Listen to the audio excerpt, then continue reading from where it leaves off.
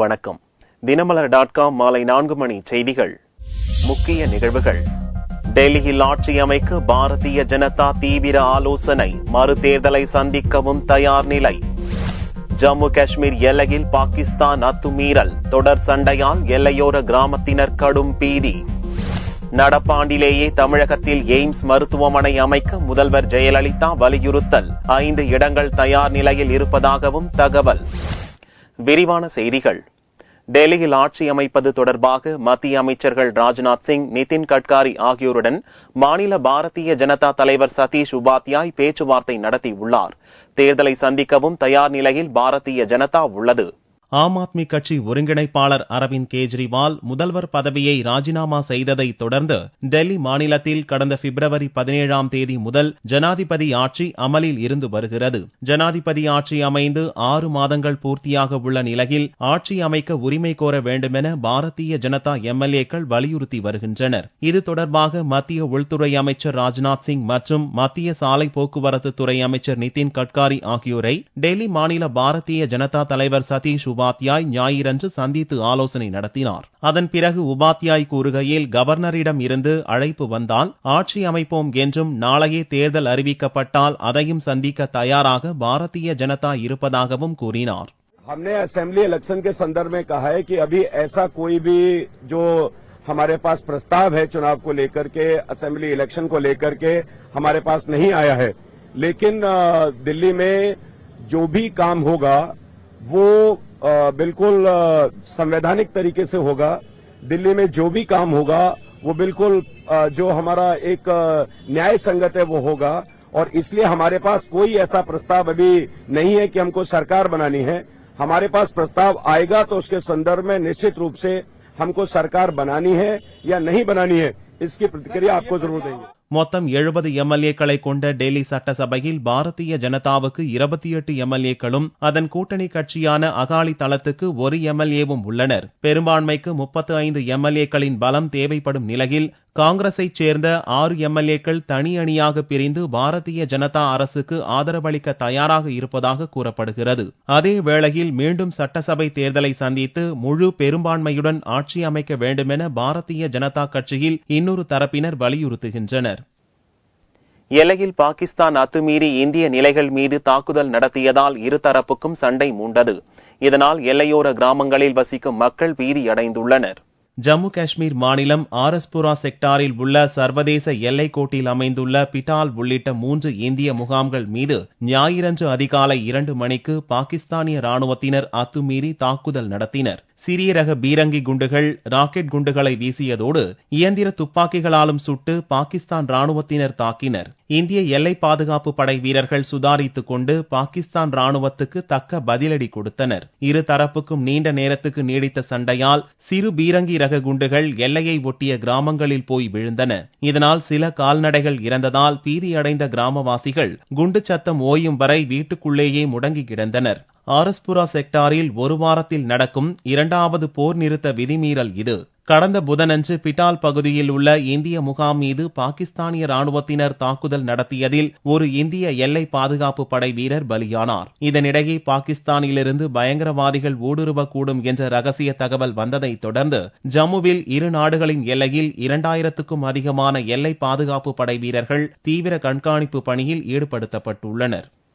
தமிழகத்தில் எய்ம்ஸ் மருத்துவக் கல்லூரி மருத்துவமனையை நடப்பு நிதியாண்டிலேயே அமைக்க வேண்டுமென பிரதமர் மோடிக்கு முதல்வர் ஜெயலலிதா வலியுறுத்தியுள்ளார். தமிழக முதல்வர் ஜெயலலிதா பிரதமர் நரேந்திர மோடிக்கு அவசர கடிதம் ஒன்றை அனுப்பினார். எய்ம்ஸ் எனப்படும் அகில இந்திய மருத்துவ அறிவியல் நிலையங்களை அனைத்து மாநிலங்களிலும் படிப்படியாக உருவாக்க மத்திய அரசு திட்டமிட்டுள்ளதற்காக தனது மகிழ்ச்சியை ஜெயலலிதா தெரிவித்துள்ளார். எய்ம்ஸ் மருத்துவமனையை உருவாக்க 3 அல்லது 4 மாற்று இடங்களை தேர்வு செய்யும்படி மத்திய சுகாதாரத்துறை அமைச்சர் எழுதிய கடிதம் தனக்கு கிடைத்திருப்பதாகவும் அக்கடிதத்தில் ஜெயலலிதா குறிப்பிட்டுள்ளார். காஞ்சிபுரம் மாவட்டம் செங்கல்பட்டு, புதுக்கோட்டை மாவட்டம் புதுக்கோட்டை டவுன், தஞ்சாவூர் மாவட்டம் செங்கிப்பட்டி, ஈரோடு மாவட்டம் பெருந்துறை, மதுரை மாவட்டம் தொப்பூர் ஆகிய இடங்களை தமிழக அரசு ஏற்கனவே தேர்வு செய்துள்ளதாகவும் கடிதத்தில் ஜெயலலிதா தெரிவித்துள்ளார். இந்த 5 இடங்களிலும் போதுமான நிலங்கள், இணைப்பு சாலை வசதிகள் அரசின் வசம் இருப்பதாக கூறியுள்ள ஜெயலலிதா, குடிநீர், மின்சாரம் மற்றும் ரயில், விமான போக்குவரத்து வசதிகள் இருப்பதாகவும் தெரிவித்துள்ளார். இதுபோன்ற திட்டங்களை காலம் தவறாமல் அமல்படுத்திய பெருமை தமிழகத்துக்கு உண்டு என்று கடிதத்தில் குறிப்பிட்டுள்ள ஜெயலலிதா, எனவே எய்ம்ஸ் மருத்துவக் கல்லூரி மருத்துவமனையை தமிழகத்தில் நடப்பு நிதியாண்டிலேயே அமைக்க வேண்டும் எனவும் பிரதமர் மோடியை வலியுறுத்தியுள்ளார். தரமான மருத்துவக் கல்வி மற்றும் ஏழைகளுக்கு நவீன மருத்துவ வசதிகள் கிடைக்கும் என்பதால் எய்ம்ஸ் மருத்துவக் கல்லூரி மருத்துவமனையை தமிழகத்தில் நிர்மாணிக்கப்படுவதை உறுதி செய்வதில் தான் மிகுந்த ஆவலுடன் இருப்பதாகவும் கடிதத்தில் ஜெயலலிதா குறிப்பிட்டுள்ளார்.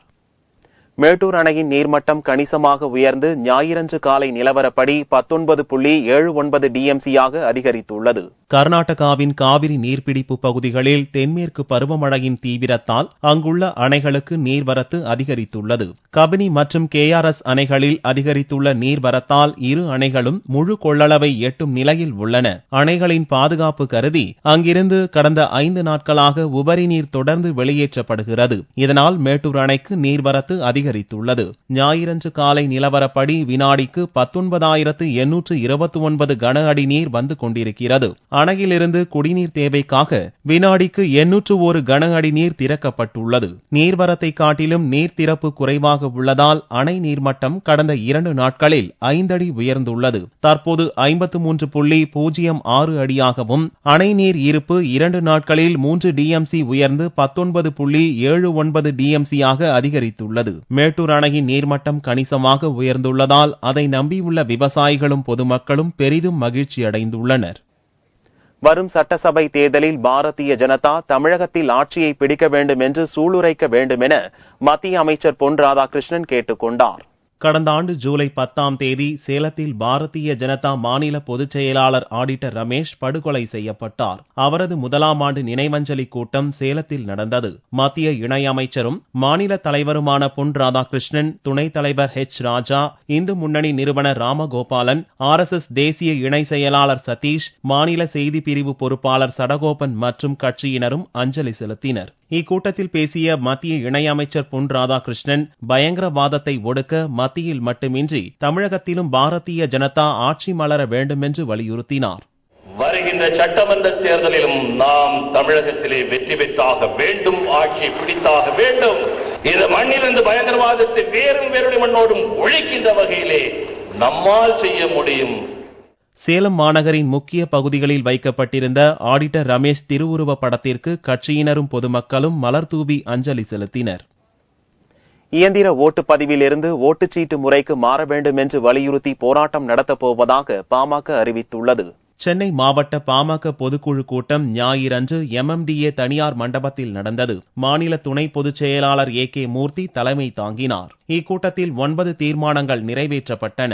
தர்மபுரியில் வெற்றி பெற்ற அன்புமணிக்கு வாழ்த்தும், தொகுதி மக்களுக்கு நன்றி தெரிவித்தும் நிறுவனர் ராமதாசின் பவள விழா, கட்சியின் வெள்ளி விழாவை சிறப்பாக கொண்டாடுவதாகவும் தீர்மானம் நிறைவேற்றப்பட்டது. போரூர் மௌலிவாக்கம் கட்டட விபத்தில் பலியானோர் குடும்பத்தினருக்கு அரசு வேலை, அனைவருக்கும் 20 லிட்டர் சுத்திகரிக்கப்பட்ட குடிநீர், சென்னையில் தரமான சாலை மற்றும் நடைபாதை அமைக்க வலியுறுத்தியும் தீர்மானம் கொண்டு வரப்பட்டது. பாமக மகளிர் அணி சார்பில் மது ஒழிப்பு கையெழுத்து இயக்கம், ஒவ்வொரு சட்டசபை தொகுதியிலும் 75,000 உறுப்பினர்கள் சேர்த்தல், ஆகஸ்ட் 2 முதல் 31ஆம் தேதி வரை உறுப்பினர் சேர்க்கை பணியை செயல்படுத்துவது எனும் தீர்மானங்களும் நிறைவேற்றப்பட்டன.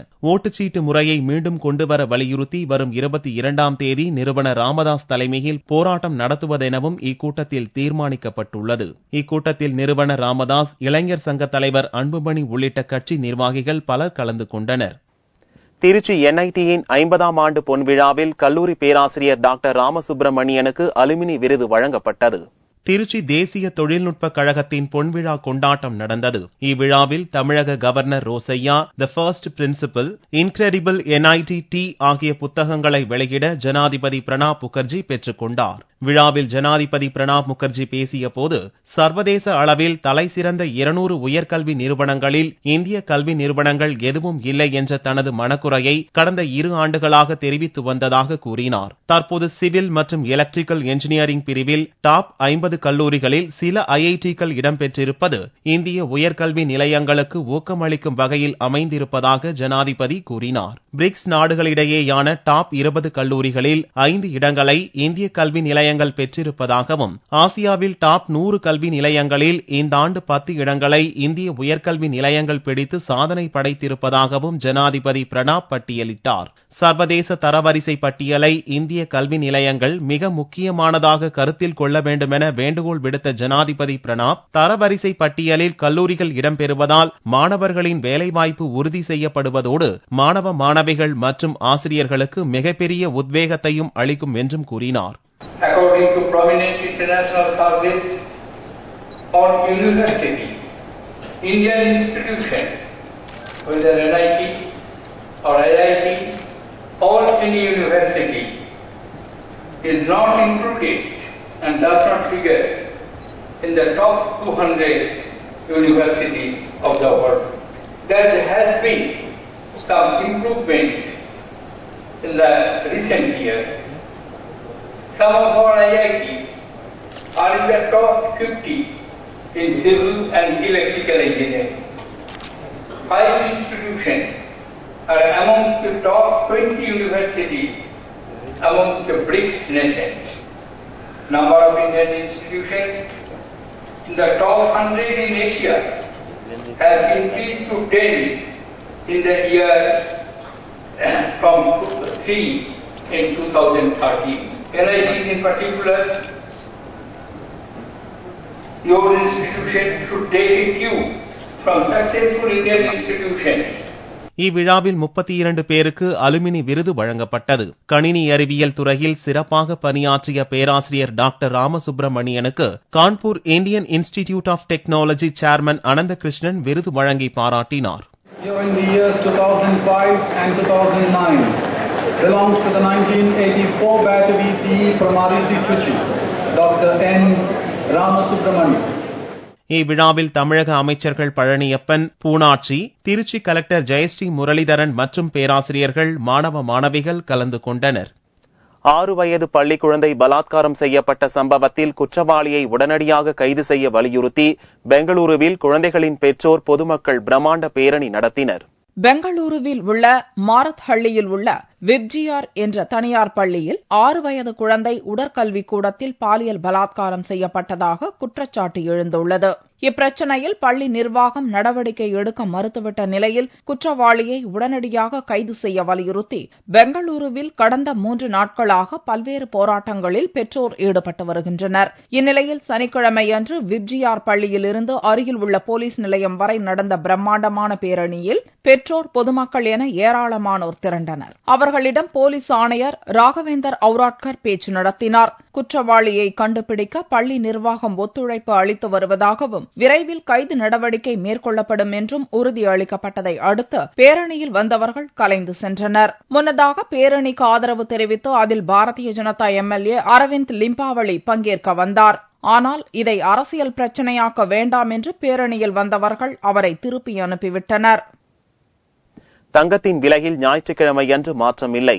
1 சவரன் தங்கம் 21,352 ரூபாய்க்கு விற்பனையானது. 1 கிராம் ஆபரண தங்கம் 2,669 ரூபாயாக இருந்தது.